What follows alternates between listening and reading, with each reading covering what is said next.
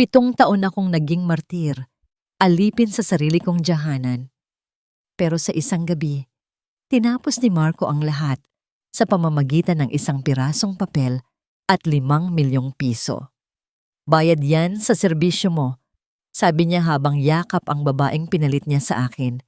Tinapon nila ako na parang basurang wala ng silbi.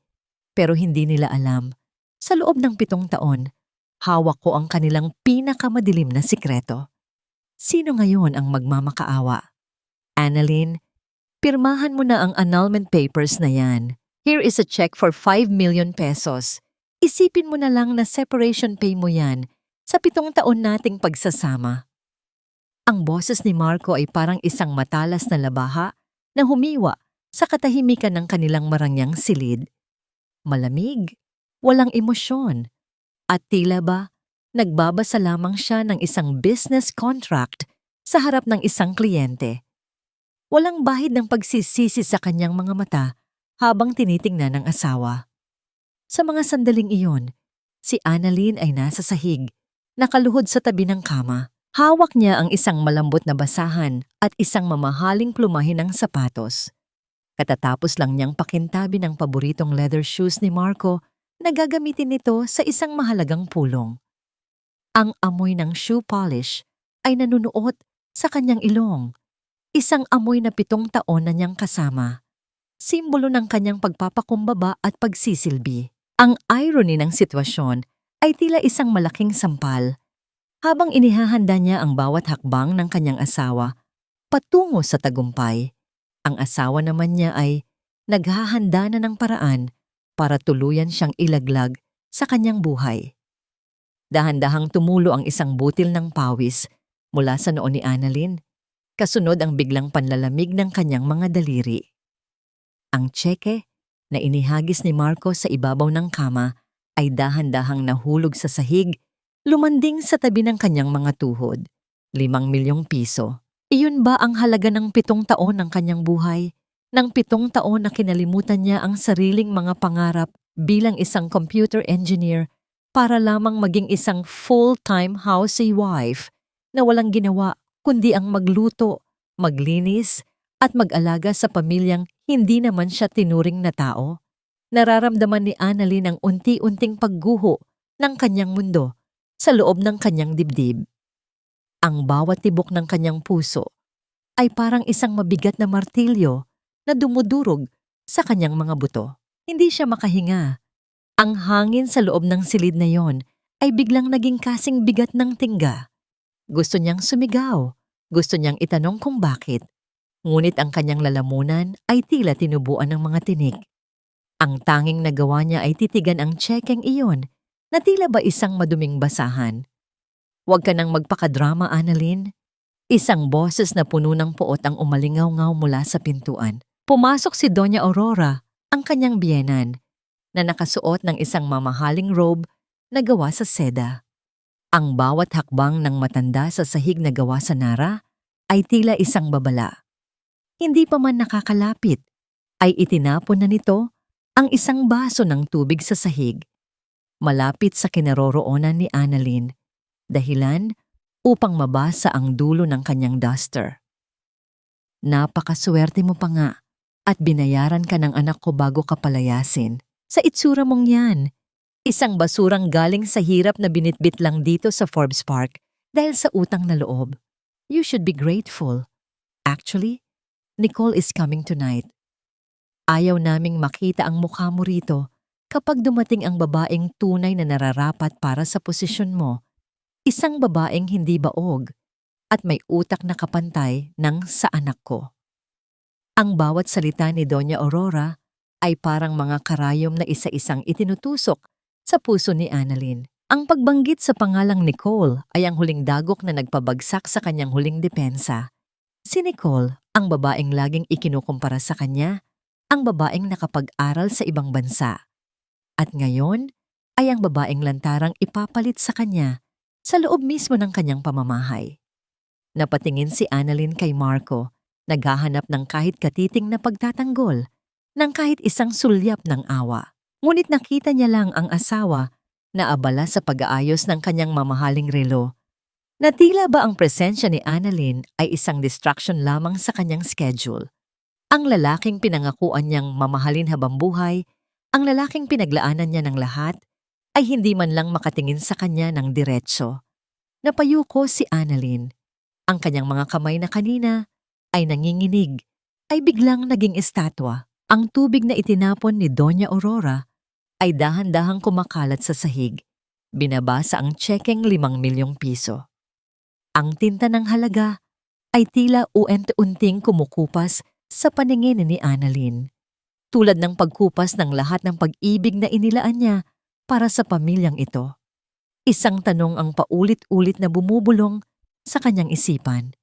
Isang tinig na nagmumula sa kailaliman ng kanyang pagkatao na 7 taon niyang ibinaon sa limot. Ito na ba ang katapusan ng lahat ng aking pagtitiis?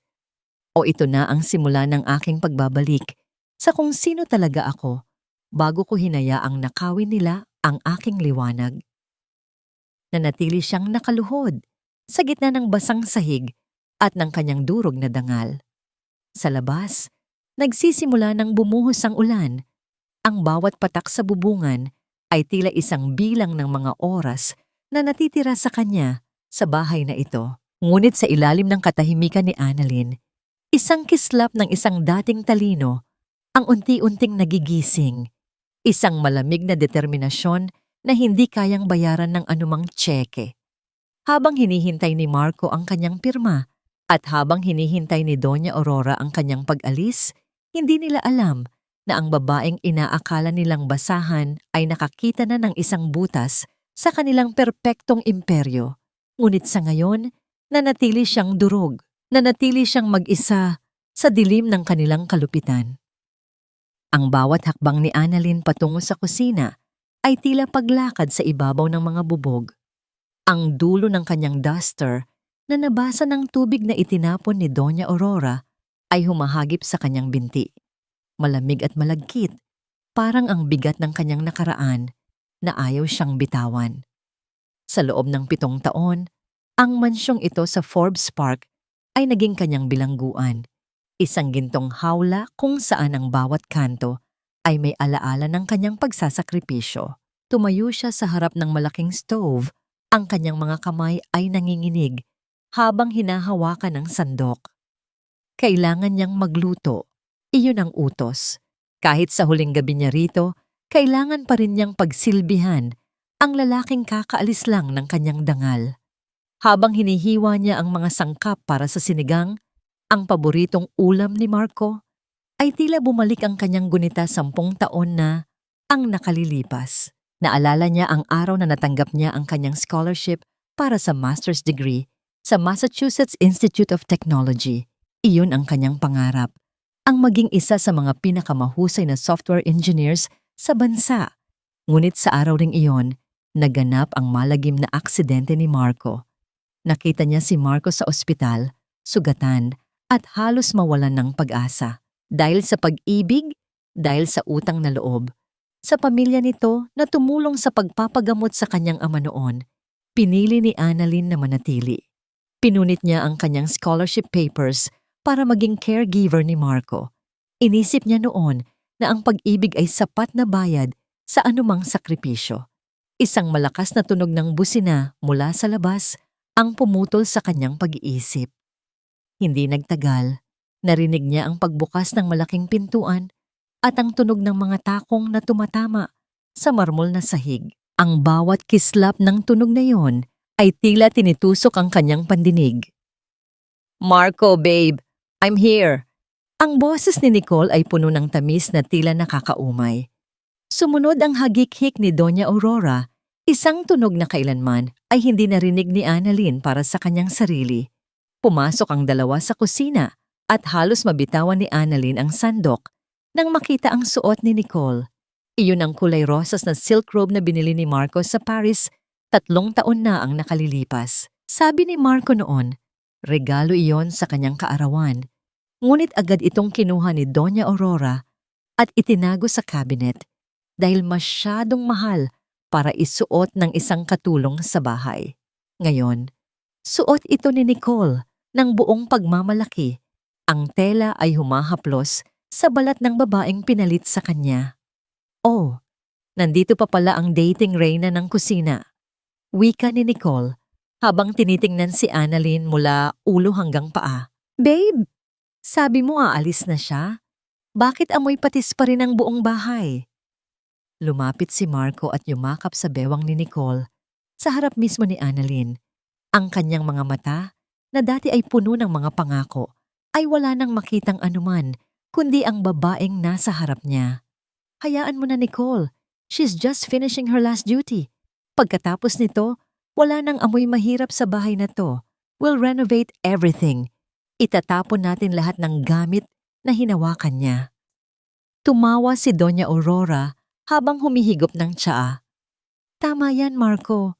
Gusto ko ng minimalist na interior. Alisin natin ang lahat ng bakas ng pagiging probinsyana sa mansyong ito. Nicole, Hija, bukas na bukas din ay tatawag tayo ng interior designer. Para kay Annalyn ang kanilang mga salita ay tila mga latigo na humahagupit sa kanyang likuran. Nakatalikod siya sa kanila. Pilit na pinipigilan ang paghikbi. Ang kanyang mga kuko ay bumaon sa kanyang mga palad hanggang sa makaramdam siya ng hapdi. Hindi siya pwedeng umiyak sa harap nila. Hindi na. Nang matapos ang hapunan na tila isang ritual ng kanyang kamatayan, dahan-dahang naglakad si Annalyn patungo sa laundry room, ang maliit na silid sa likod kung saan siya madalas matulog kapag galit si Doña Aurora. Doon, sa ilalim ng mga nakatambak na lumang kumot at mga sako ng labada, ay may isang itim na bag na matagal na niyang hindi binubuksan. Dahan-dahan niyang inalis ang mga alikabok na nakabalot dito. Sa loob ay ang kanyang lumang laptop, isang makina na naging saksi sa kanyang talino bago niya ito kinalimutan para sa isang lalaking hindi marunong magpahalaga. Nang haplusin niya ang ibabaw ng laptop, naramdaman niya ang isang kuryente na dumaloy sa kanyang mga ugat. Ito ang kanyang tunay na sandata. Hindi ang sandok, hindi ang basahan, kundi ang kanyang utak. Binuksan niya ang screen. Ang mahinang liwanag nito sa madilim na silid ay tila isang bituin na nagbibigay ng pag-asa sa gitna ng kawalan. Sa kabilang silid, naririnig niya ang tawanan ni Marco at Nicole, ang tunog ng pagbubukas ng wine at ang musika na tila nagdiriwang sa kanyang pag-alis.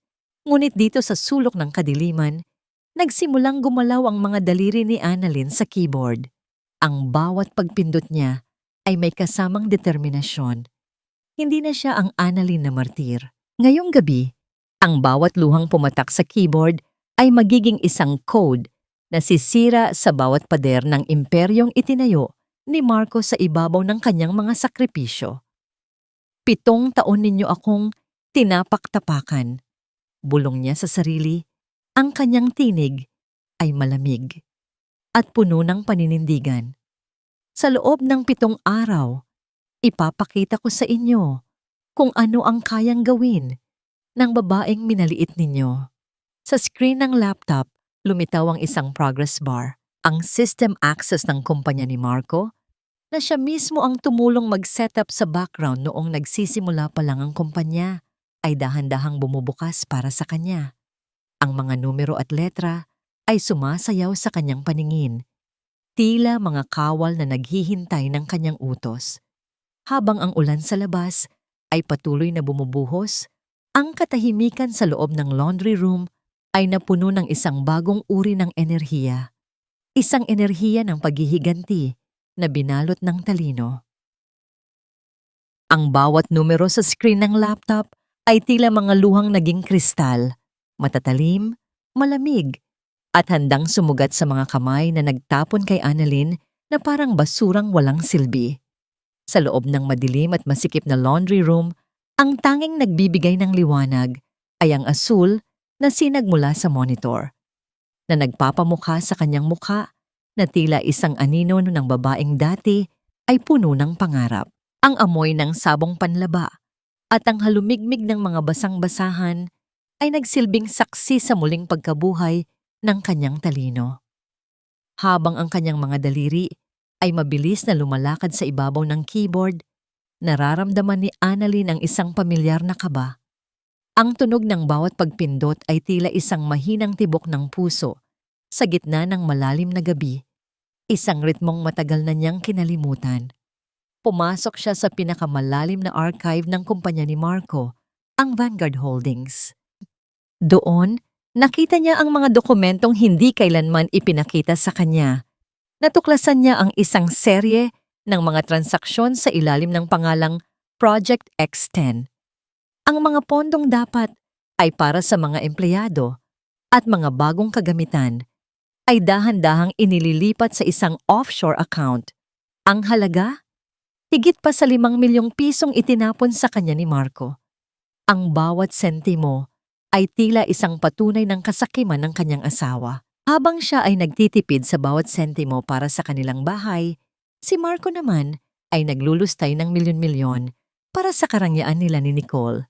Biglang bumukas ang pinto ng laundry room dahilan upang mabilis na itiklop ni Annalyn ang kanyang laptop at itago ito sa ilalim ng isang tumpok ng mga sako. Annalyn, ano pang ginagawa mo rito sa dilim? Are you trying to steal something before you leave? Ang boses ni Doña Aurora ay puno ng hinala. Habang itinatapat nito ang flashlight ng kanyang cellphone sa mukha ni Annalyn. Napakawalang hiya mo talaga. Hindi ka na nga nakatulong sa negosyo ng anak ko. Baka pati ang mga gamit dito ay ibulsa mo pa. Huminga ng malalim si Annalyn, pilit na pinapakalma ang kanyang nagngangalit na dibdib. Nag-aayos lang po ako ng mga huling gamit ko, Mama. Gusto ko lang siguraduhin na malinis ang lahat bago ako umalis. Huwag mo akong tawaging Mama! You are no longer part of this family, pagtataray ng matanda. Ang bagal-bagal mong kumilos. You're so useless kahit sa pag-aempake man lang ay wala kang silbi. Nicole is complaining because the master bedroom still smells like you. Gusto niyang pinalitan na lahat ng bedsheets ngayon din. Sa halip na sumagot ng pabalang, yumuko si Annalyn. Ang kanyang katahimikan ay hindi natanda ng kahinaan, kundi isang tabing para sa kanyang plano. Opo, gagawin ko na po. Nang umalis ang matanda na may kasamang pag-irap, lumabas si Annalyn at hinanap si Marco sa malawak na salas. Nakita niya itong nakaupo sa sofa, umiinom ng mamahaling whiskey habang nakatingin sa labas ng bintana. Ang kanyang anyo ay puno ng kayabangan, ang anyo ng isang lalaking naniniwalang hawak niya ang mundo. Marco? Mahinang tawag ni Annalyn. What? I thought I gave you the check already. Pirmahan mo na ang papers at umalis ka na. Sagot ni Marco nang hindi man lang lilingon. Bigyan mo ako ng 7 araw. Pakiusap ni Annalyn. Ang kanyang boses ay puno ng kunwaring pagsusumamo. 7 araw para ayusin ang lahat. Para makahanap ako ng matitirhan. Isipin mo na lang na ito ang huling hiling ng babaeng naglingkod sa iyo ng 7 taon. Isang mapait na tawa ang kumawala sa mga labi ni Marco. 7 araw? Para ano? Para magmakaawa sa akin? Fine, I'll give you 7 days. 7 days to pack your miserable life and get out. After that, I never want to see your face again. Huwag kang gagawa ng kahit anong eksena, kundi babawiin ko ang 5 milyon. Salamat, Marco. Bulong ni Annalyn. Sa loob-loob niya, ang pasasalamat na yon ay isang sumpa. Hindi niya kailangan ang 5 milyon. Ang kailangan niya ay ang 7 araw na yon para tuluyang wasakin ang kinalalagyan ni Marco. Bumalik siya sa laundry room, muling binuksan ang laptop at itinuon ang pansin sa isang file na may markang private recordings, 2014. Ito ang taon ng aksidente. Nang i-play niya ang unang audio file, isang boses ang narinig niya sa gitna ng malakas na ulan at ingay ng sasakyan. Marco, anong ginawa mo? Patay na ba siya? Tumakas na tayo. Walang nakakita. Ang boses na yon, hindi kay Marco. Iyon ay boses ni Doña Aurora. 10 taon na ang nakalilipas. Napatigil ang hininga ni Annalyn. Ang kanyang mga daliri ay nanigas sa ibabaw ng touchpad. Ang lihim na akala niya ay aksidente lamang ay isang sadyang pagtakas sa batas. Ang bawat segundo ng recording ay tila isang matalim na kutsilyo na humihiwa sa katotohanan. Ang ulan ay tila walang balak tumigil. Ang bawat patak nito sa bubungan ng mansyon ay lumilikha ng isang malungkot at paulit-ulit na awit. Sa likod ng malawak na hardin, malapit sa maliit na pintuan para sa mga tauhan, isang matandang babae ang nakatayo habang balot ng isang luma at kupas na kapote. Siya si Lola Esme, ang dating mayordoma ng mga DeMarco na biglang tinanggal sa trabaho noong nakaraang buwan dahil lamang sa isang basong nabasag. Lumingon-lingon si Lola Esme bago dahan-dahang kumatok sa pintuan ng laundry room. Ang mahinang tunog ng kanyang mga daliri sa kahoy ay tila isang senyales ng pag-asa para kay Annalyn. Agad na binuksan ni Annalyn ang pinto at ang malamig na hangin ng gabi ay sumama sa pamilyar na amoy ng matanda. Ang amoy ng luma, ngunit malinis na damit at ng katapatan. Lola Esme, bakit po kayo nandito sa ganitong oras? Basang-basa po kayo. Bulong ni Annalyn habang mabilis na pinapapasok ang matanda at binibigyan ito ng tuyong tuwalya. Annalyn, anak, narinig ko ang nangyari. Hindi ko maatim na iwan ka na lang ng ganoon pagkatapos ng lahat ng kabutihang ipinakita mo sa akin. Wika ni Lola Esme. Ang kanyang boses ay nanginginig. Hindi lang dahil sa lamig, kundi dahil sa bigat ng lihim na dala niya. May kailangan kang malaman tungkol sa pamilyang ito. May kailangan kang hawakan para protektahan ang sarili mo. Dahan-dahang kinuha ng matanda mula sa kanyang bulsa ang isang maliit at itim na USB drive. Ang malamig na metal nito ay tila naglalaman ng libu-libong tonelada ng katotohanan. Nakuha ko ito sa loob ng sasakyan ni Marco noong gabi ng aksidente. 10 taon na ang nakalilipas. Akala nila ay nawala ito. Pero itinago ko. Alam ko na darating ang araw na kakailanganin mo ito para makalaya sa impyernong ito. Nanginig ang mga kamay ni Annalyn habang tinatanggap ang maliit na bagay. Lola, ano po ang nasa loob nito? Ang dashcam footage ng gabing iyon, Annalyn. Ang ebidensya na hindi aksidente ang pagkamatay ng biktima, kundi dahil sa kapabayaan at kawalan ng puso ng asawa mo. At ang mas masakit, si Mang Carding, ang driver na nakakulong ngayon, pinayaran lang siya ng pamilya DeMarco para umamin sa kasalanang hindi niya ginawa. Pinangakuan siya ng pera para sa operasyon ng kanyang anak, pero hanggang ngayon, nasa bilangguan pa rin siya at ang pamilya niya ay naghihirap. Para kay Annalyn, ang bawat salita ni Lola Esme ay tila isang malaking bato na dumadagan sa kanyang dibdib. Sa loob ng 7 taon, naniwala siya na si Marco ay isang biktima ng pagkakataon. Naniwala siya na ang kanyang pagpapakasal dito ay isang paraan ng pagtulong sa isang sugatang kaluluwa. Ngunit ngayon, malinaw na sa kanya ang lahat. Ang kanilang kasal ay hindi binuo sa pag-ibig, kundi bilang isang moral shield. Pinakasalan siya ni Marco para magmukhang mabuting tao sa harap ng publiko, para matakpan ang bahid ng kanyang madilim na nakaraan sa pamamagitan ng isang asawang kilala sa pagiging relihiyosa at mapagkawang gawa.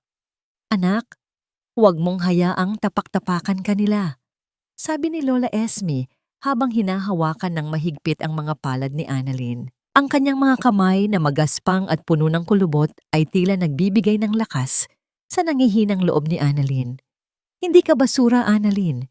Ikaw ang gintong itinapon nila sa putikan nang hindi nila alam ang tunay mong halaga. Nang makaalis si Lola Esme sa gitna ng dilim, bumalik si Annalyn sa loob ng mansyon.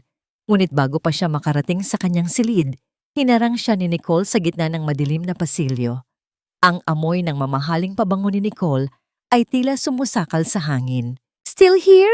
Akala ko ba nag-eempake ka na? Pang-uuyam ni Nicole habang pinaglalaruan ng kanyang buhok. You know, Annalyn, pity doesn't suit you. Para kang isang basang aso na naghihintay ng pagkain. Don't you have any dignity left? O baka naman hinihintay mo lang na dagdagan ni Marco ang 5 milyon? Huminga ng malalim si Annalyn. Sa halip na sumigaw o umiyak, Tiningnan niya si Nicole nang diretso sa mga mata. Ang kanyang tingin ay hindi na puno ng takot, kundi ng isang uri ng katahimikan na mas nakakatakot pa sa anumang galit. Nicole, ang dignidad ay hindi nasusukat sa laki ng perang nasa bangko o sa lalaking kasama mo sa kama. Nasusukat ito sa katotohanan. At ang katotohanan ay may sariling paraan para lumabas. Kahit gaano mo pa ito ibaon sa ilalim ng mga mamahaling damit at alahas. Napatitig si Nicole, tila hindi makapaniwala sa sagot ni Annalyn. How dare you speak to me like that? You're just a servant here now. Isang linggo, Nicole. Sabi ni Annalyn habang dahan-dahang lumalakad palayo. Isang linggo na lang ang ititira ko rito. Sulitin mo na ang bawat sandali sa tabi ni Marco. Dahil kapag lumabas na ang lahat, baka ikaw ang unang tumakbo palayo sa kanya. Pagdating sa laundry room, agad na isinalpak ni Annalyn ang USB drive sa kanyang laptop. Ang mahinang tunog ng pag-ikot ng processor ay tila isang timer na nagbibilang para sa katapusan ng mga demarko. Sa screen, lumitaw ang isang video. Malabo ang kuha dahil sa ulan, ngunit malinaw ang boses ng isang lalaki na nagmamakaawa para sa kanyang buhay sa kalsada. At doon, nakita ni Annalyn ang isang figura na nakatayo sa tabi ng biktima. Hindi lang ito si Marco. May isa pang tao sa dashcam na yon na hindi niya inaasahang makikita. Ang sikat ng araw sa loob ng boardroom ng Vanguard Holdings ay tila masyadong maliwanag para sa madilim na timpla ng mukha ni Marco. Sa harap ng mga board members at mga investor, nakatayo siya ng buong kumpiyansa. Suot ang kanyang mamahaling suit na itinerno sa kintab ng kanyang sapatos. Ngunit sa gitna ng kanyang pagpapaliwanag tungkol sa bagong merger, ang malaking screen sa likuran niya ay biglang nagbago. Mula sa makukulay na graphs at charts, isang itim na screen ang lumitaw na may isang mensahe sa gitna. System access denied. Unauthorized transaction detected. Napatigil si Marco. Ang kanyang mga kamay na kanina ay kumpiyanting gumagalaw sa ere ay nanigas. Anong nangyari? Jason, ayusin mo ang system. Bakit biglang nag-lock ang server? Ang pasigaw niyang utos sa kanyang IT head, ngunit kahit ito ay tila nalilito, habang mabilis na pinipindot ang mga keys sa kanyang laptop. Ang tunog ng mabilis na pagtipa sa keyboard ay tila naging isang karera sa gitna ng nakakabinging katahimikan ng mga investor na nagsisimula ng magbulungan. Sa mga sandaling iyon, sa loob ng mansyon sa Forbes Park, si Annalyn ay tahimik na naglalampaso ng sahig sa tapat ng pintuan ng library ni Marco. Ang kanyang mukha ay walang emosyon, ngunit sa loob ng kanyang bulsa, naramdaman niya ang banayad na pag-vibrate ng kanyang cellphone. Isang hudyat na ang script na itinanim niya sa server ng kumpanya ay matagumpay na gumana. Dahan-dahan niyang binuksan ang pinto ng library, bit-bit ang kanyang mga gamit panlinis.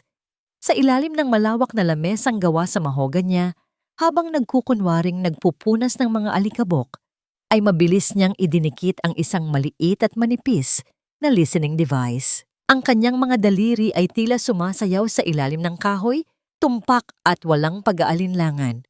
Naalala niya kung paano siya minaliit ni Marco noon, kung paano nito sinabing wala siyang alam, kundi ang maglaba at magluto. Ngayon, ang bawat linya ng code na isinulat niya sa madilim na laundry room ay tila isang hukbong uwent-unting lumulusob sa imperyong ipinagmamalaki ng asawa. Samantala, sa isang mamahaling butik sa Greenbelt, si Nicole ay nakatayo sa harap ng counter, napapaligiran ng mga bagong biling designer bags at sapatos. I'll take all of these. Just charge it to this card, wika ni Nicole, habang iniabot ang kanyang unlimited credit card na galing kay Marco. Ang kanyang nangiti ay puno ng pagmamayabang habang tinitingnan ang sarili sa salamin. Ngunit ang nangiting iyon ay agad na napawi ng ibalik ng cashier ang card sa kanya. Ma'am, I'm sorry but your card was declined. Subukan po natin ang ibang card. Napakunot ang noo ni Nicole. Ang kaba ay nagsimulang gumapang sa kanyang dibdib, Ngunit pinalitan niya ito ng galit. Declined? Are you kidding me? Do you know who owns this card? Marco De Marco. Subukan mo ulit. Baka sira lang ang machine nyo. Muling sinubukan ng cashier, ngunit ang tunog ng pagtanggi ng machine ay tila isang sampal sa mukha ni Nicole. Ang mga tao sa paligid ay nagsimulang tumingin at magbulungan. Ang hiyang nararamdaman ni Nicole ay tila isang apoy na lumalamon sa kanyang balat. This is impossible! Tatawagan ko si Marco. Sa pag-uwi ni Marco ng gabing iyon, ang galit sa kanyang mukha ay hindi maikakaila. Ang bawat hakbang niya sa loob ng bahay ay tila pagyanig ng lupa.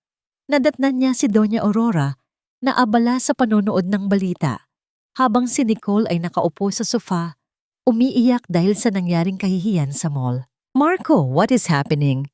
Bakit pati ang cards ko ayaw gumana? At sabi ni Nicole, pati ang accounts mo sa kumpanya ay naka-freeze? Bungad ni Doña Aurora, ang kanyang boses ay puno ng pagkabalisa. Hindi ko alam. May glitch sa system at hindi mahanap ng IT team ang problema. Mawawalan ako ng mga investor kapag hindi ito naayos bukas. Sigaw ni Marco habang hinahagis ang kanyang bag sa sahig. Eksaktong lumabas si Annalyn mula sa kusina. Dala ang isang tray ng mainit na tsaa. Ang kanyang mukha ay nanatiling maamo. Ang kanyang mga mata ay nakayuko bilang tanda ng pagpapakumbaba. Marco, heto ang tsaa mo. Baka makatulong ito para kumalma ka. Ngunit bago pa mailapag ni Annalyn ang tsaa, ay hinawi ni Doña Aurora ang tray ng malakas. Ang tunog ng pagbasag ng porselana sa sahig ay tila isang pagsabog ng emosyon. Ang mainit na tsaa ay tumalsik sa paanan ni Annalyn, ngunit hindi siya kumibo. Ikaw ang malas sa bahay na ito. Turo ni Doña Aurora kay Annalyn. Ang kanyang mga mata ay nanlilisik sa galit. Simula nang malaman mong palalayasin ka na, kung ano-anong kamalasan na ang nangyayari. You are a jinx, Annalyn. Isang sumpa sa pamilyang De Marco. Mama, wala po akong ginagawa. Mahinang sagot ni Annalyn, habang dahan-dahang pinupulot ang mga basag na piraso ng tasa. Sa bawat pagdampot niya ng bubog, nararamdaman niya ang isang kakaibang ginhawa. Ang bawat pirasong nababasag sa buhay ni Marco at Doña Aurora ay tila isang pirasong nabubuo muli sa kanyang sariling pagkatao. Lumayas ka sa harap namin! Ayaw kong makita ang mukha mo! Sigaw ni Marco, ang kanyang boses ay puno ng pagkamuhi. Tumalikod si Annalyn at naglakad patungo sa laundry room. Sa gitna ng katahimikan ng gabi, isinuot niya ang kanyang earphones. Mula sa listening device na itinanim niya sa library, narinig niya ang boses ni Marco na kausap ang isang tao sa telepono. Yes, detective, ano ang nalaman mo? Tanong ni Marco. Ang kanyang tinig ay nanginginig sa takot. Sir, may masamang balita. May isang tao na kumuha ng original file ng case 10 years ago. At ang mas malala, ang CCTV footage sa paligid ng kulungan ni Mang Carding ay tila may nagbubukas din. May nag-uungkat sa nakaraan, sir. Nanigas si Annalyn sa kanyang kinatatayuan. Ang kanyang puso ay nagsimulang tumibok ng mabilis, hindi dahil sa takot, kundi dahil sa excitement. Ang bitag ay unti-unti nang sumasara. Annalyn, honey, I'm so sorry for everything. Hindi ko alam kung bakit ko nasabi ang mga bagay na yon sa'yo nung nakaraang gabi. Masyado lang akong stressed sa kumpanya. Ang boses ni Marco ay naging kasing tamis ng pulot. Isang tono na matagal nang hindi naririnig ni Annalyn mula sa kanyang asawa. Nakatayo ito sa gitna ng kanilang malawak na hardin habang dahan-dahang lumalapit sa kanya. Ang liwanag ng buwan ay tumatama sa mukha ni Marco na nagpapakita ng isang pekeng bakas ng pagsisisi. Sa kanyang mga kamay ay may hawak siyang isang malaking pumpon ng mga pulang rosas. Ang mga rosas na matagal nang alam ni Annalyn na dahilan ng kanyang matinding allergy at pagbahing, ngunit tila nakalimutan na naman ito ni Marco. Nasa gitna si Annalyn ng pagdidilig ng mga halaman. Ang malamig na tubig mula sa hose ay dahan-dahang bumabasa sa tuyong lupa. Tulad ng pagtatangka ni Marco na basain ang kanyang nanunuyong puso ng mga huwad na pangako. Ang amoy ng basang lupa ay humahalo sa masangsang na amoy ng mga rosas na nagpapabigat sa paghinga ni Annalyn. Ngunit sa halip na umiwas, nanatili siyang nakatayo ng matuwid. Ang bawat salita ni Marco ay tila isang sirang plaka na nagpapaalala sa kanya kung gaano siya minaliit ng lalaking ito. I realize na ikaw lang ang nakakaintindi sa akin, Annalyn. Pagpapatuloy ni Marco habang hinahawakan ang mga balikat ng asawa. Yung mga accounts na inayos mo para sa akin noon, I need your help. Hindi ko mabuksan ang ilang emergency funds. I know you still care for me, right? After all, 7 taon tayong magkasama. Isang malamig na ngiti ang sumilay sa mga labi ni Annalyn. Isang ngang ngiti na itinago niya sa likod ng kanyang mapagkumbabang anyo. Ramdam niya ang panginginig ng mga kamay ni Marco, hindi dahil sa pag-ibig, kundi dahil sa desperasyon. Alam ni Annalyn na kailangan ni Marco ang mga password ng Project X10 na tanging siya lang ang nakakaalam ng encryption. Ang bitag ni Marco ay isang lumang taktika, gamitin ang pag-ibig para makuha ang gusto. Marco, kung yan ang makakatulong sa'yo, gagawin ko. Mahinang sagot ni Annalyn habang dahan-dahang inaabot ang isang folder na kanina pa niya dala. Pero bago yon, may gusto lang akong ipapirma sa'yo. Ito ang mga dokumento para sa future natin. Para siguradong hindi na tayo mahihirapan kapag naayos na ang kumpanya. Dahil sa kumpiyansa na kontrolado pa rin niya ang asawa, hindi na nag-atubili si Marco. Mabilis niyang kinuha ang pluma at pinirmahan ang bawat pahina nang hindi binabasa ang maliliit na letra. Ang hindi niya alam, ang pinirmahan niya ay ang paglilipat ng ilang mahahalagang ari-arian ng pamilya De Marco sa isang trust fund na tanging si Annalyn lang ang may kontrol. Ngunit ang katahimikan ng gabi ay biglang nabasag ng marinig ang mabilis na pagbukas ng pinto patungo sa hardin. Marco, what are you doing with that woman? Sigaw ni Nicole. Ang kanyang mukha ay namumula sa galit. Ang kanyang mga mata ay nanlilisik habang nakatingin sa mga rosas na hawak ni Marco. Sabi mo, ayaw mo na sa kanya. Sabi mo palalayasin mo na siya. Bakit mo siya binibigyan ng mga rosas? Nicole, honey, wait. Business lang ito, okay? Pagdadahilan ni Marco habang pilit na lumalayo kay Annalyn na tila ba ang asawa niya ay isang nakakahawang sakit. Business? Business ba ang paghawak sa balikat niya? You liar! Patakbong lumapit si Nicole at pilit na kinuha ang mga rosas mula kay Marco bago ito ihagis ng malakas sa mukha ni Annalyn. Ang mga tinik ng rosas ay bahagyang tumama sa pisngi ni Annalyn ngunit hindi siya kumibo. Ang sakit ng mga tinik ay wala sa sakit ng bawat taon na tiniis niya sa mansyong ito. Nicole, tumigil ka na. You're making a scene. Sigaw ni Marco habang sinusubukang awatin ang nagwawalang hantin. Sa gitna ng kaguluhan, pumasok si Doña Aurora sa eksena. Ang kanyang anyo ay puno ng awtoridad. Ang kanyang boses ay malamig at matalas. Enough! Tumigil si Nicole, ngunit ang kanyang paghinga ay nananatiling mabilis. Doña Aurora, tinitingnan ko lang po ang karapatan ko rito. Hindi pwedeng balikan ni Marco ang babaeng yan. Isang malakas na tunog ng sampal ang umalingaw-ngaw sa tahimik na gabi. Ang mukha ni Nicole ay napalingon sa lakas ng tama mula sa kamay ni Doña Aurora. Ang katahimikan ay naging kasing bigat ng bato. You're just a mistress, Nicole. Huwag mong kalimutan ang lugar mo sa bahay na ito. Wika ni Doña Aurora, ang kanyang boses ay walang bakas ng awa. Kailangan ni Marco ang talino ni Annalyn para maisalba ang kumpanya. Kung kailangang magkunwari ni Marco na mahal pa rin niya ang basurang ito para makuha ang mga accounts, gagawin niya. At ikaw, Nicole, manahimik ka kung ayaw mong ibalik kita sa putikang pinanggalingan mo. Napahawak si Nicole sa kanyang pisngi. Ang kanyang mga mata ay napuno ng luha ng kahihiyan.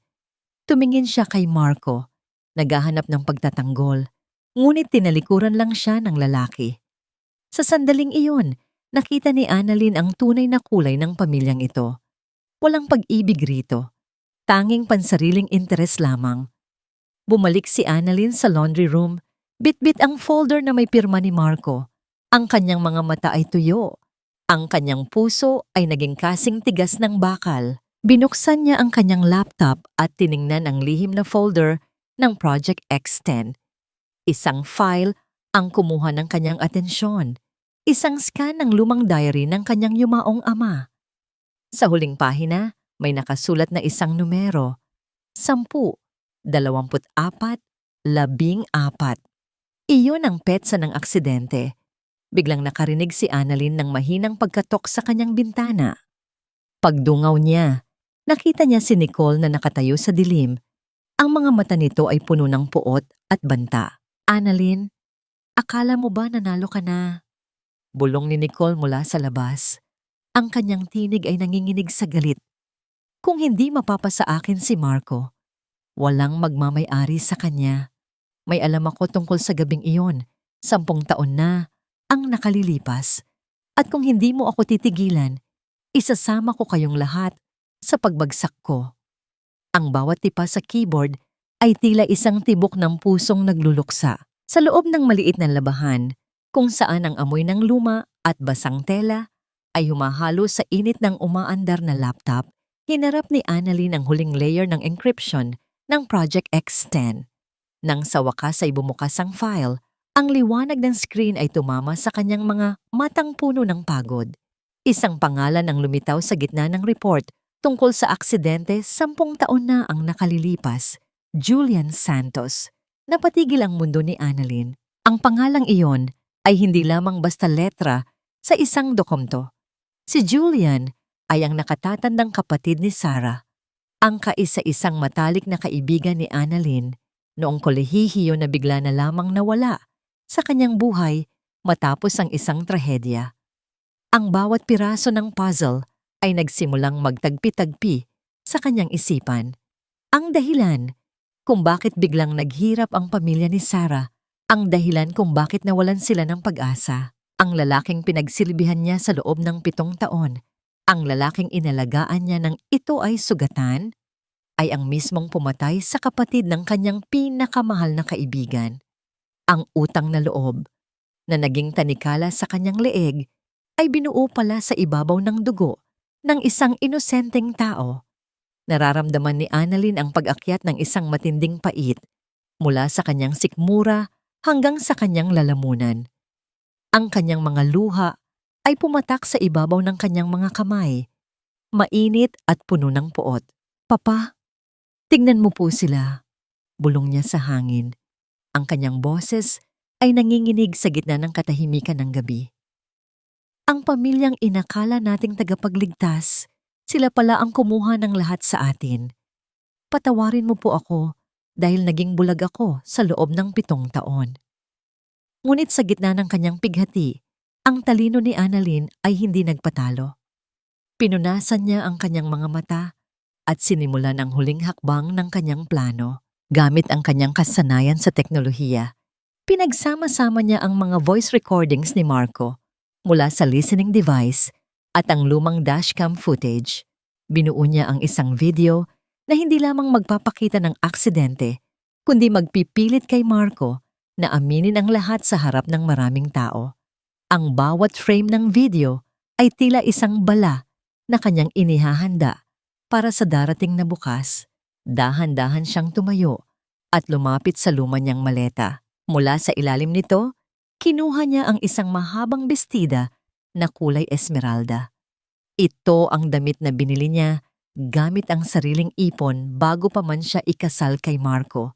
Isang damit na sumisimbolo sa kanyang pangarap na maging isang matagumpay na babae.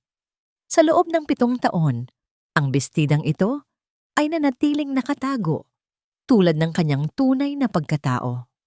Bukas ang huling araw, wika niya sa kanyang refleksyon sa maliit at basag na salamin. Ang babaeng nakikita niya ay hindi na ang martir na si Annalyn na laging nakayuko.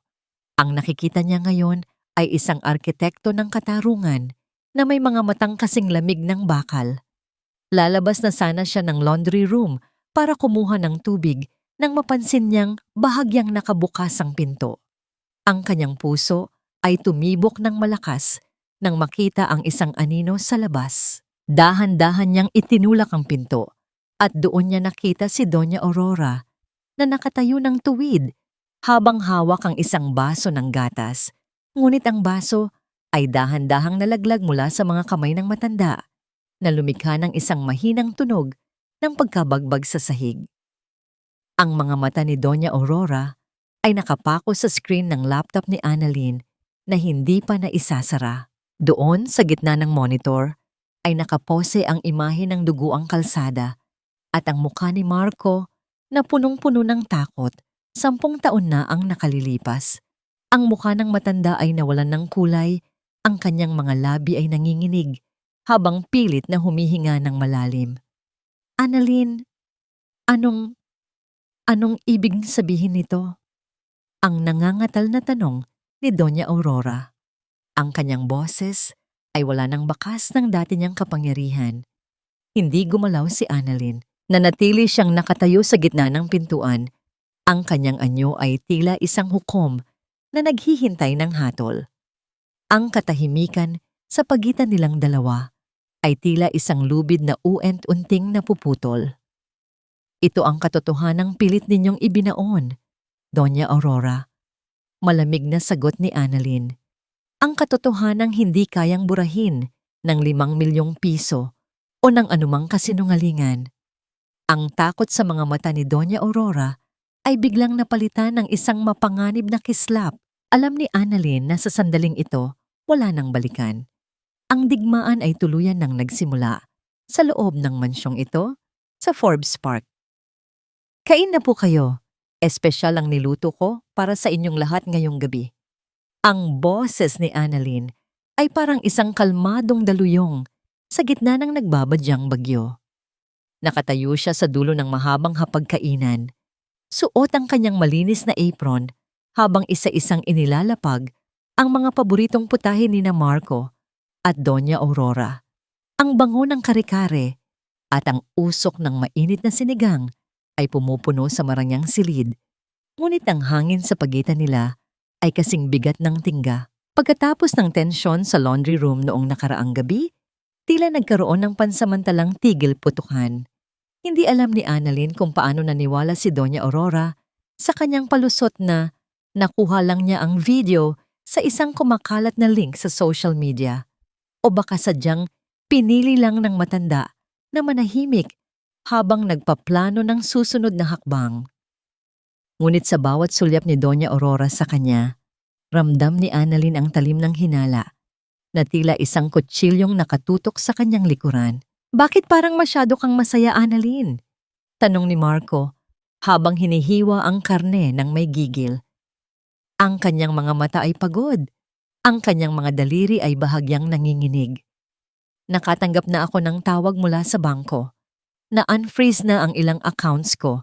Pero ang kumpanya, kailangan nating ayusin ang system bukas sa gala. Masaya lang po ako dahil huling gabi ko na ito rito, Marco. Sagot ni Annalyn ng may matamis ng ngiti na hindi umaabot sa kanyang mga mata. Gusto ko lang na maalala ninyo ako sa huling pagkakataong ito bilang asawang naglingkod ng tapat. Sa tabi ni Marco, si Nicole ay nakaupo ng balisa. Panaka-naka niyang tinitingnan ang kanyang cellphone, hinihintay ang mga notifications na hindi na dumarating dahil sa pag-freeze ng kanyang mga credit cards. Ang kanyang mukha ay puno ng inggit habang nakatingin sa tila kalmadong anyo ni Annalyn. Pakiramdam ni Nicole ay dahan-dahan siyang nalulunod habang si Annalyn naman ay natututong lumutang sa gitna ng baha. Biglang tumunog ang cellphone ni Marco sa ibabaw ng lamesa. Ang bawat vibration nito sa matigas na kahoy ay lumilikha ng isang nakakaalarmang tunog na nagpatigil sa lahat. Nang basahin ni Marco ang mensahe, ang kanyang mukha ay nawalan ng kulay. Isang litrato ang nakalakip doon. Isang luma at dugo ang plaka ng sasakyan mula sa aksidente 10 taon na ang nakalilipas. Sino ito? Bulong ni Marco. Ang kanyang boses ay nanginginig. Sino ang nagpapadala nito? May problema ba, babe? Tanong ni Nicole, ngunit binaliwala lang siya ni Marco. Mabilis itong tumayo at iniwan ang hapagkainan. Bit-bit ang kanyang takot na hindi na niya kayang itago. Samantala, habang abala ang lahat sa kani-kanilang paranoia, palihim na umakyat si Nicole patungo sa laundry room. Alam niyang nandoon pa ang tsekeng 5 milyong piso na itinapon ni Marco kay Annalyn. Dahil sa desperasyon na mawalan ng luho, kailangan niya ang perang iyon. Nang makapasok siya sa madilim na silid, nakita niya ang tseke sa ibabaw ng maliit na lamesa, tila naghihintay na kuhanin. Hindi nagatubili si Nicole. Mabilis niyang ibinulsa ang papel. Hindi alam na bawat galaw niya ay nakatala sa lihim na kamera na itinanim ni Annalyn. Pagkatapos ng hapunan, lumabas si Annalyn patungo sa hardin. Ang ulan ay tumigil na, ngunit ang mga dahon ay nananatiling basa at nagniningning sa ilalim ng ilaw ng buwan. Lumapit siya sa isang bahagi ng hardin kung saan siya nagtanim ng mga halamang gamot noong unang taon niya rito. Dahan-dahan siyang lumuhod at kumuha ng isang ng lupa. Piniga niya ang lupa sa kanyang palad, nararamdaman ng lamig at ang pagiging totoo nito. Ito ang tanging bagay sa mansyong ito na hindi nagsisinungaling. Ito ang lupang nakasaksi sa kanyang bawat luha at bawat panalangin. Dadalhin ko ang alaala ng lupang ito, bulong niya sa sarili, upang hindi ko makalimutan na mula sa putik, may kakayahan akong bumangon at maging malaya. Bumalik siya sa loob ng bahay at dumaan sa tapat ng library ni Marco. Narinig niya ang malakas na kalabog ng mga gamit na bumabagsak sa loob. Ang ingay ng pagkasira ay tila musika sa kanyang pandinig. Nasaan na ang files? Bakit nawawala ang lahat ng backup? Ang sigaw ni Marco mula sa loob. Ang boses nito ay puno ng desperasyon. Ang boses ng isang taong nakikita na ang dulo ng kanyang kaharian. Hindi na nag-abalang tumingin pa si Annalyn. Nagpatuloy siya sa paglalakad patungo sa kanyang silid. Bit-bit ang kanyang maleta at ang kanyang katarungan. Bukas sa harap ng lahat, ang huling hapunan na ito ay papalitan ng isang piging ng katotohanan. Ngunit nang buksan niya ang kanyang laptop para sa huling check bago ang gala, isang notification ang lumabas sa kanyang screen na hindi niya inaasahan. Isang hindi kilalang user ang pumasok sa kanyang system at isang mensahe ang lumitaw sa gitna. Hindi mo kailangang gawin ito ng mag-isa, Annalyn. Handa na ang lahat para sa bukas. Magsaya kayo sa huling pagkakataon dahil pagkatapos nito, wala nang matitira sa inyo kundi ang madilim na anino ng inyong mga kasalanan. Ang bulong na yon ni Annalyn sa kanyang sarili ay tila isang sumpa na binalot ng sutla habang nakatayo siya sa harap ng malaking salamin sa loob ng ballroom ng isang marangyang hotel sa Makati. Ang kanyang bestidang esmeralda ay nagniningning sa ilalim ng mga dambuhalang kristal na chandelier. Ang bawat tahi nito ay tila nagdadala ng bigat ng kanyang 7 taong pananahimik. Ang amoy ng mamahaling pabango at ang usok ng mga sigarilyo sa paligid ay hindi sapat para takpan ng amoy ng pagkabulok ng moralidad sa loob ng silid na ito. Sa kabilang dulo ng ballroom, nakita ni Annalyn si Marco. Ang kanyang asawa ay tila isang hari. Nakatayo ng tuwid.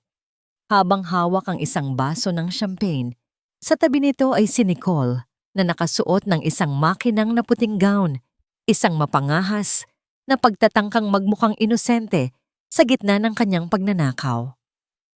Ang tawa ni Doña Aurora ay umalingaw-ngaw sa buong silid habang nakikipag-usap sa mga maimpluwensyang tao.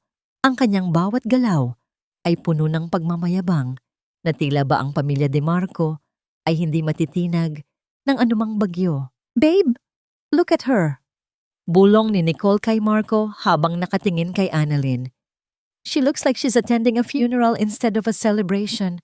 Nakakaawa talaga ang hitsura niya, trying so hard to belong. Hayaan mo siya, Nicole. Mamaya, pagkatapos ng speech niya, Tuluyan na siyang maglalaho sa buhay natin. Sagot ni Marco nang may malamig na ngiti. Ito ang huling gabi ng pagiging Mrs. DeMarco niya. Nagsimula ang programa. Ang bawat salita ng MC ay tila isang hakbang patungo sa bangin. Nang tawagin si Marco sa entablado, sinalubong siya ng malakas na palakpakan. Nagpasalamat siya sa kanyang mga investor, sa kanyang ina, at lalong-lalo na kay Nicole, na tinawag niyang the inspiration behind the new Vanguard Holdings. Walang banggit sa pangalan ni Annalyn, walang pasasalamat para sa babaeng nagbigay ng lahat para sa kanya. And now, wika ni Marco habang nakatingin kay Annalyn ng may mapang-uyam na kislap sa mga mata.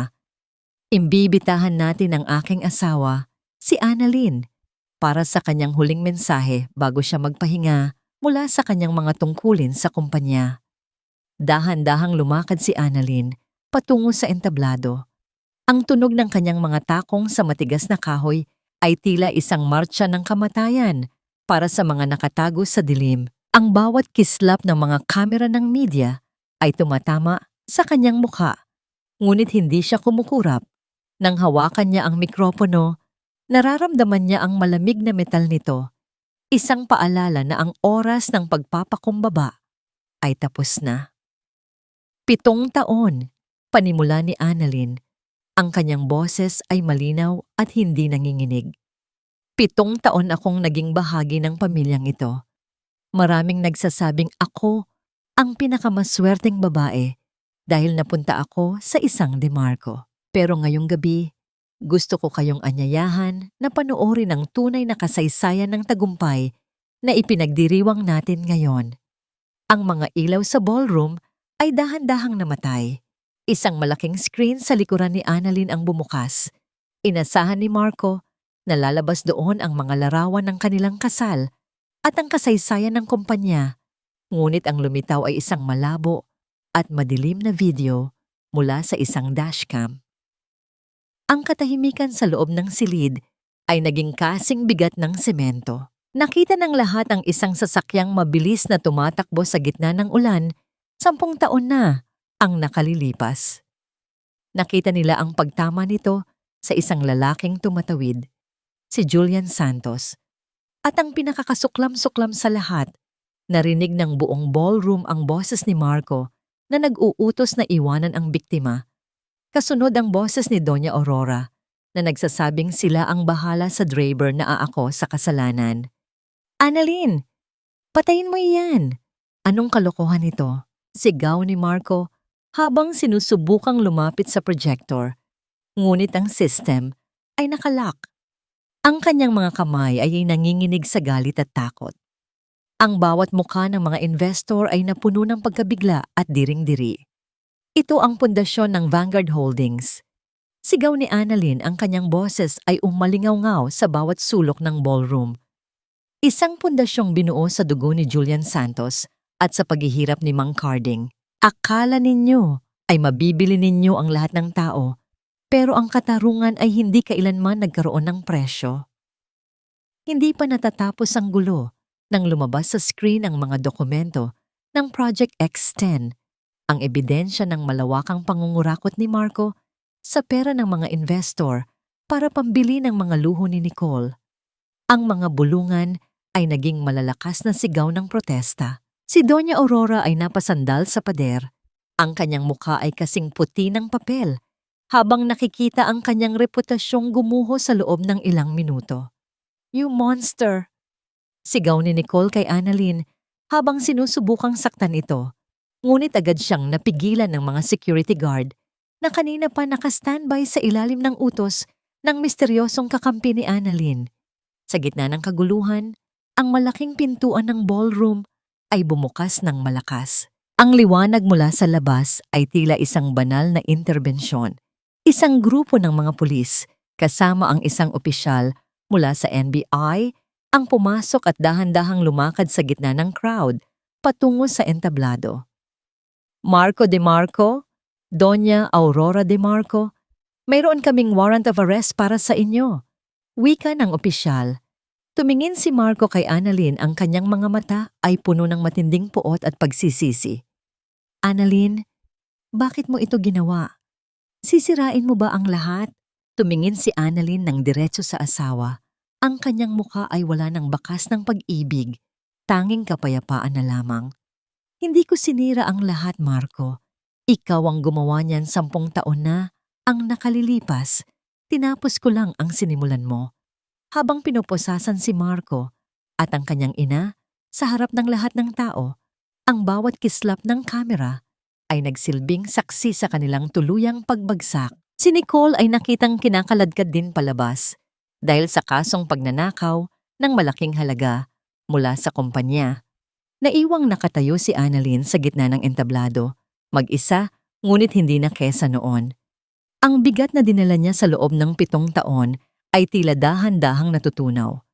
Ngunit sa gitna ng mga pulis, nakita niya ang isang matandang lalaki na nakatayo sa dulo ng ballroom. Ang kanyang mga mata ay puno ng luha habang nakatingin kay Annalyn. Ito si Mang Carding, ang driver na pinalaya na sa tulong ng mga ebidensyang ibinigay ni Annalyn. Lumakad si Annalyn pababa ng entablado. Iniwan ang lahat ng karangyaan at kasinungalingan. Sa bawat hakbang niya palayo sa ballroom, nararamdaman niya ang simula ng kanyang tunay na buhay. Ang sikat ng araw sa sumunod na umaga ay tila hindi na kasing lupit ng mga nakaraang taon. Sa harap ng mansyon sa Forbes Park, ang katahimikan ay nabasag hindi ng mga marangyang sasakyan, kundi ng pagdating ng mga truck na maghahakot ng mga kagamitang kinuha na ng bangko. Ang malaking gate na gawa sa bakal, na dati ay simbolo ng kapangyarihan ni Marco, ay dahan-dahang bumukas ng may mabigat na tunog, tila isang huling hininga ng isang naghihingalong higante. Sa loob ng presinto, sa likod ng mga rehas na malamig at puno ng kalawang, nakaupo si Marco. Ang kanyang mamahaling suit ay gusot-gusot na, ang kanyang buhok ay gulo-gulo, at ang kanyang mga mata ay wala nang makitang pag-asa. Ang bawat tunog ng bakal na naglalapat sa tuwing may dumadaang gwardiya ay tila isang paalala ng kanyang tuluyang pagbagsak. Sa kabilang selda, naririnig ang walang tigil na paghikbi ni Doña Aurora na tila hindi matanggap na ang kanyang marangyang buhay sa Forbes Park ay napalitan ng isang masikip at mainit na silid. Pumasok si Annalyn sa visitation room. Suot niya ang isang simpleng puting blusa. Ang kanyang mukha ay malinis at payapa. Wala siyang dalang galit. Tanging ang bigat ng katarungan na sa wakas ay naisakatuparan. Nang makita siya ni Marco, agad itong lumapit sa rehas. Ang kanyang mga daliri ay mahigpit na humahawak sa bakal. Annalyn, please, bawiin mo ang lahat ng sinabi mo. Pagsusumamo ni Marco, ang kanyang boses ay nanginginig sa desperasyon. Gagawin ko ang lahat. I'll give you more than 5 million. I'll give you the company. Just get me out of here, babe. Remember our 7 years together? Isang mapait na buntong hininga ang kumawala sa mga labi ni Annalyn. Tiningnan niya si Marco, hindi bilang asawa, kundi bilang isang estranghero na nagdulot ng labis na pasakit. 7 taon, Marco. 7 taon akong naging bulag. Inisip mo ba ang 7 taon na yon nang itapon mo sa akin ang tsekeng ito? Dahan-dahang inilabas ni Annalyn ang isang maliit na sobre. Mula rito, ibinuhos niya sa harap ni Marco ang mga piraso ng tsekeng 5 milyong piso na pinunit-punit ni Nicole bago ito nahuli. Ang mga maliliit na papel ay dahan-dahang nahulog sa sahig ng presinto, tila mga patay na dahon sa gitna ng taglamig. Nicole tried to steal this, Marco, pero wala na itong halaga. Wika ni Annalyn. Ang kanyang boses ay malamig at puno ng paninindigan. Gaya ng pag-ibig na ibinigay ko sa iyo, ang perang ito ay basura na ngayon. Hindi mo mabibili ang katahimikan ni Mang Carding at lalong hindi mo mabibili ang buhay ni Julian Santos. Annalyn, you don't understand. Ginawa ko lang yon para sa atin. Sigaw ni Marco, habang ang kanyang mga luha ay nagsimulang pumatak sa kanyang pisngi. Mama told me to hide it. It was an accident. Ang aksidente ay hindi tinatakpan ng kasinungalingan, Marco. Ang aksidente ay hinaharapan ng pananagutan. Sagot ni Annalyn. Tumayo siya at dahan-dahang tumalikod. Ito ang huling pagkakataon na makikita mo ako. Mula sa araw na ito, hindi na ako ang Annalyn na kilala mo. Ang Annalyn na martir ay namatay na kasabay ng katotohanang natuklasan ko. Habang naglalakad si Annalyn palabas ng presinto, nadatnan niya sa labas si Mang Carding. Ang matanda ay kasama ang kanyang pamilya, ang kanyang asawa at ang anak na ngayon ay ganap ng magaling mula sa sakit. Ang pasasalamat sa mga mata ni Mang Carding ay higit pa sa anumang salita. Ang tunog ng kanilang mga pag-iyak ng kagalakan ay tila isang himig ng pag-asa na pumupuno sa hangin. Salamat, Ma'am Annalyn. Dahil sa inyo, sa wakas ay makakatulog na ako ng mahimbing. Wika ni Mang Carding habang nagmamano sa kanya. Wala po iyon, Mang Carding. Karapatan niyo po ang hustisyang ito. Sagot ni Annalyn ng may malambot na ngangiti. Samantala, sa isang malayong kulungan ng mga kababaihan, si Nicole ay nakaupo sa sulok, yakap ang kanyang mga tuhod. Ang kanyang pangarap na maging reyna ng Forbes Park ay nauwi sa kasong pagnanakaw at estafa. Ang bawat alaala ng kanyang karangyaan ay tila isang sumpa na paulit-ulit na bumabalik sa kanyang isipan. Bumalik si Annalyn sa mansyon sa huling pagkakataon. Kinuha lamang niya ang kanyang lumang laptop at ang maliit na sako ng lupa mula sa hardin. Habang naglalakad siya palabas ng malaking gate, narinig niya ang tunog ng paglock ng pinto mula sa mga awtoridad. Ang imperyo ng mga DeMarco ay tuluyan ng gumuho. Iniwan ang mga anino ng kasakiman sa loob ng malawak at madilim na silid. Sumakay si Annalyn sa isang taxi. Nang itanong ng driver kung saan sila pupunta, tumingin si Annalyn sa bintana. Pinapanood ang mga puno na mabilis na nagdadaan. Sa terminal po ng bus, pupunta po ako sa lugar kung saan nagsisimula ang bagong umaga. Sa kanyang kandungan, ang laptop ay nakabukas pa rin. Isang bagong email ang dumating mula sa misteryosong kakampi. Nakasulat doon, "The foundations are cleared, architect. It's time to build your own empire now." Napangiti si Annalyn, ang kanyang puso ay magaan, ang kanyang isipan ay malinaw. Ang katarungan ay nakamit na, at ang kanyang tunay na buhay ay magsisimula na ngayon. Lumipas ang isang taon na tila isang banayad na agos ng ilog, dahan-dahang tinatangay ang mga labi ng mapait na kahapon. Sa baybayin ng Batangas, kung saan ang asul na dagat ay nakikipaghalikan sa gintong sikat ng araw, isang maliit na gusali ang nakatayo ng may dangal. Ito ang Annalyn's Haven, isang center para sa mga kababaihang biktima ng pang-aabuso at kawalan ng pag-asa, kung saan itinuturo ang teknolohiya at pangkabuhayan upang mahanap nila ang sarili nilang lakas. Nakatayo si Annalyn sa balkonahe ng center, pinagmamasdan ng mga alon na dahan-dahang humahalik sa pampang. Ang hangin ay amoy asin at kalayaan, malayo sa nakakasakal na amoy ng mansyon sa Forbes Park. Ang bawat paghinga niya ay malalim. Punong-puno ng kapayapaang matagal niyang ipinagkait sa kanyang sarili. Wala na ang kaba sa kanyang dibdib, wala na ang bigat ng pagiging isang martir. Mula sa balita kamakailan, nalaman niyang tuluyan ng tinanggihan ng korte ang apela ni Marco. Ang 7 taon na inilaan ni Annalyn sa kanya ay tila naging 7 dekada ng pagdurusa sa loob ng rehas.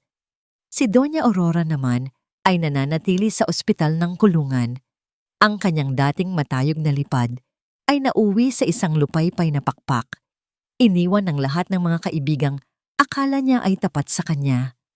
Ang kanilang kayamanan ay tuluyan ng naglaho na ipamahagi sa mga taong ninakawan nila ng katarungan at kabuhayan. Ma'am Annalyn, handa na po ang mga estudyante para sa inyong klase, wika ng isang batang babae. Ang kanyang mga mata ay nagniningning sa pag-asa. Salamat, Maria. Susunod na ako. Sagot ni Annalyn ng may malambot na ngiti. Ang kanyang boses ay may himig ng awtoridad ngunit puno ng pagmamahal. Bago pumasok sa loob, kinuha ni Annalyn mula sa kanyang bulsa ang isang maliit na itim na pelus na kahon. Sa loob nito ay ang kanyang lumang singsing sa kasal, ang huling simbolo ng kanyang pagkakagapos. Tiningnan niya ito sa huling pagkakataon. Napagtanto niya na ang pagpapatawad ay hindi nangangahulugang kinalimutan na niya ang ginawa ni na Marco. Pinatawad niya ang kanyang sarili dahil hinayaan niyang masaktan siya ng ganoon katagal. Pinatawad niya ang kanyang nakaraan upang bigyang daan ang kanyang hinaharap. Dahan-dahan niyang inihagis ang singsing patungo sa malalim na asul na dagat. Nakita niya ang pagtalbog ng liwanag sa metal bago ito tuluyang lumubog at lamunin ng mga alon. Ang bawat bula na lumabas mula sa tubig ay tila isang huling paalam sa kanyang hapis. Sa loob ng kanyang center, nakita niya ang mga kababaihang dati ay tulad niya, nakayuko, takot at walang boses. Ngunit ngayon, sa tulong ng teknolohiya at pagmamalasakit, natututo silang bumuo ng sarili nilang mga pangarap. Ang misteryosong kakampi na tumulong sa kanya sa gala ay walang iba kundi si Sarah, ang kanyang matalik na kaibigang matagal nang nagmamasid at naghihintay ng tamang pagkakataon para maisalba siya. Ngayon, magkasama silang bumubuo ng isang imperyong hindi gawa sa pera, kundi sa dangal. Nahanap na ba ni Annalyn ang kapayapaan? Oo, ang kapayapaang yon ay hindi nanggaling sa pagbagsak ni na Marco, kundi sa pagbangon niya mula sa sarili niyang mga abo. Ang 5 milyong pisong itinapon sa kanya noon ay walang-wala, kumpara sa halaga ng isang babaeng marunong tumayo sa sariling mga paa. Ang aral na iniwan ng kanyang kwento sa bawat pusong nakikinig ay simple ngunit malalim. Ang tunay na halaga ng isang tao ay hindi nakasulat sa isang tseke o sa pangalan ng pamilyang kanyang kinabibilangan. Ang tunay na halaga ay matatagpuan sa lakas ng loob na sabihing tama na at sa tapang na magsimula muli kahit gaano pa kadilim ang gabi. Habang ang araw ay ganap nang sumisikat sa silangan, dahan-dahang pumasok si Annalyn sa loob ng gusali. Ang kanyang bawat hakbang ay may kasamang katiyakan. Ang dilim ay tapos na at ang bagong umaga ay punong-puno ng liwanag.